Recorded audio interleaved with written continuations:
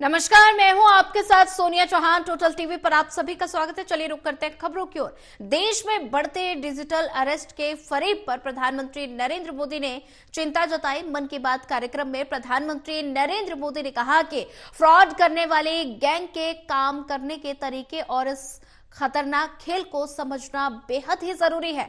उन्होंने आगे कहा कि इन अपराधियों का पहला दाव अपनी व्यक्तिगत जानकारी, दूसरा दाव भय का माहौल पैदा करना और तीसरा दाव है समय का दबाव होता है। और ऐसे में अपराधी पीड़ित पर इतना मनोवैज्ञानिक दबाव बनाते हैं कि वो सहम जाता है। और प्रधानमंत्री ने कहा कि डिजिटल अरेस्ट होने वालों में हर वर्ग, हर उम्र के लोग हैं। लोगों ने डर की वजह से अपनी मेहनत से कमाए लाखों रुपए गंवा दिए हैं।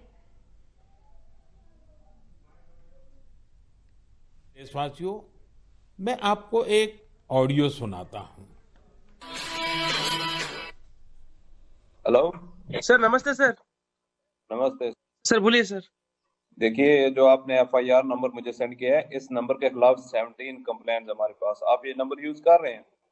मैंने नहीं यूज करता हूँ सर। अभी कहाँ से बात कर रहे हो? सर कर्नाटका सर, वो घर में हूँ सर। ओके, इसके लिए आप अपनी स्टेट में रिकॉर्ड करवाइए ताकि ये नंबर ब्लॉक कर दिया जाए, फ्यूचर में आपको कोई प्रॉब्लम ना हो। Okay, yes sir. अभी मैं आपको कनेक्ट कर रहा हूँ, ये आपका इन्वेस्टिगेशन ऑफिसर है। आप अपनी स्टेट में रिकॉर्ड करवाइए ताकि ये नंबर ब्लॉक कर दिया जाए। Okay, yes sir, yes sir, yes sir. अब बताइएगा मैं किसके साथ बात कर रहा हूँ। अपना आधार कार्ड मुझे शो कीजिएगा वेरीफाई करने के लिए, बताइएगा। सर मेरे पास अभी नहीं है sir Aadhaar card sir, please sir.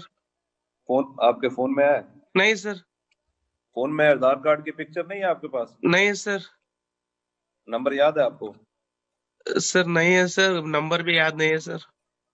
हमने सिर्फ वेरीफाई करना है। ओके, वेरीफाई करने के लिए नहीं सर। आप डरिए ना, डरिए ना। अगर आपने कुछ नहीं किया तो आप डरिए ना। हाँ सर, हाँ सर। अगर आपके पास आधार कार्ड है तो मुझे दिखा दीजिए वेरीफाई करने के नहीं लिए। सर, नहीं सर, मैं गाँव को आया था सर, घर में है सर। Okay, coming. जय हिंद। इस व्यक्ति के वन साइड वीडियो का रिकॉर्ड करो as per the protocol. Okay, ये ऑडियो सिर्फ जानकारी के लिए नहीं, ये कोई मनोरंजन वाला ऑडियो नहीं है। एक गहरी चिंता को लेकर के ऑडियो आया है। आपने अभी जो बातचीत सुनी वो डिजिटल अरेस्ट के फरेब की है। ये बातचीत एक पीड़ित और फ्रॉड करने वाले के बीच हुई है। डिजिटल अरेस्ट के फ्रॉड में करने वाले कभी पुलिस, कभी सीबीआई, कभी नारकोटिक्स, कभी आरबीआई, ऐसे भांति भांति के लेबल लगाकर बनावटी अधिकारी बनकर बात करते हैं और बड़े कॉन्फिडेंस के साथ करते हैं। मुझे मन की बात के बहुत से श्रोताओं ने कहा कि इसकी चर्चा जरूर करनी चाहिए। आइए मैं आपको बताता हूं ये फ्रॉड करने वाली गैंग काम कैसे करती है, ये खतरनाक खेल क्या है। आपको भी समझना बहुत जरूरी है, औरों को भी समझाना उतना ही आवश्यक है। पहला दाव आपकी व्यक्तिगत जानकारी, वो सब जुटा करके रखते हैं।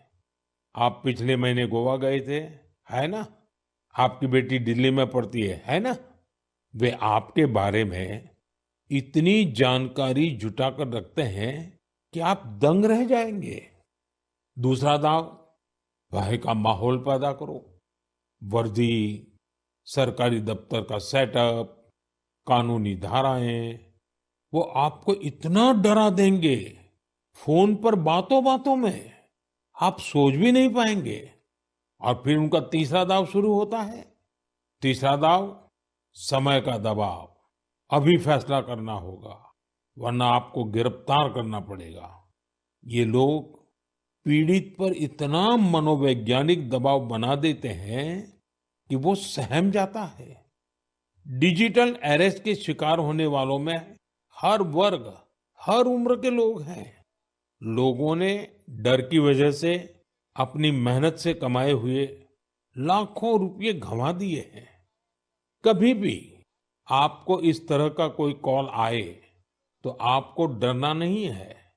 आपको पता होना चाहिए कोई भी जांच एजेंसी फोन कॉल या वीडियो कॉल पर इस तरह पूछताछ कभी भी नहीं करती। मैं आपको डिजिटल सुरक्षा के 3 चरण बताता हूं। ये 3 चरण है: रुको, सोचो, एक्शन लो। कॉल आते ही रुको, घबराए नहीं, शांत रहे, जल्दबाजी में कोई कदम न उठाएं, किसी को अपनी व्यक्तिगत जानकारी न दें, संभव हो तो स्क्रीनशॉट लें और रिकॉर्डिंग जरूर करें। इसके बाद आता है दूसरा चरण। पहला चरण था रुको, दूसरा चरण है सोचो। कोई भी सरकारी एजेंसी फोन पर ऐसे धमकी नहीं देती, न ही वीडियो कॉल पर पूछताछ करती है, न ही ऐसे पैसा की मांग करती है। अगर डर लगे तो समझिए कुछ गड़बड़ है। और पहला चरण, दूसरा चरण और अब मैं कहता हूं तीसरा चरण। पहले चरण में मैंने कहा रुको, दूसरे चरण में मैंने कहा सोचो और तीसरा चरण कहता हूं एक्शन लो। राष्ट्रीय साइबर हेल्पलाइन 1930 डायल करें, cybercrime.gov.in पर रिपोर्ट करें, परिवार और पुलिस को सूचित करें, सबूत सुरक्षित रखें। रुको, बाद में सोचो और फिर एक्शन लो। ये 3 चरण आपकी डिजिटल सुरक्षा का रक्षक बनेंगे। साथियों, मैं फिर कहूंगा, डिजिटल अरेस्ट जैसी कोई व्यवस्था कानून में नहीं है। ये सिर्फ फ्रॉड है, फरेब है, झूठ है, बदमाशों का गिरोह है। और जो लोग ऐसा कर रहे हैं वो समाज के दुश्मन है। डिजिटल अरेस्ट के नाम पर जो फरेब चल रहा है उससे निपटने के लिए तमाम जांच एजेंसियां राज्य सरकारों के साथ मिलकर काम कर रही है। इन एजेंसियों में तालमेल बनाने के लिए नेशनल साइबर कोऑर्डिनेशन सेंटर की स्थापना की गई है। एजेंसियों की तरफ से ऐसे फ्रॉड करने वाली हजारों वीडियो कॉलिंग आईडी को ब्लॉक किया गया है। लाखों सिम कार्ड, मोबाइल फोन और बैंक अकाउंट्स को भी ब्लॉक किया गया है। एजेंसियां अपना काम कर रही है, लेकिन डिजिटल अरेस्ट के नाम पर हो रहे स्कैम से बचने के लिए बहुत जरूरी है हर किसी की जागरूकता, हर नागरिक की जागरूकता।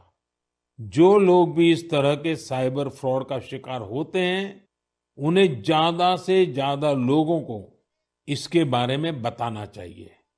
आप जागरूकता के लिए #सेफ डिजिटल इंडिया का प्रयोग कर सकते हैं। मैं स्कूलों और कॉलेजों को भी कहूंगा कि साइबर स्कैम के खिलाफ मुहिम में छात्रों को भी जोड़े। समाज में सबके प्रयासों से ही हम इस चुनौती का मुकाबला कर सकते हैं।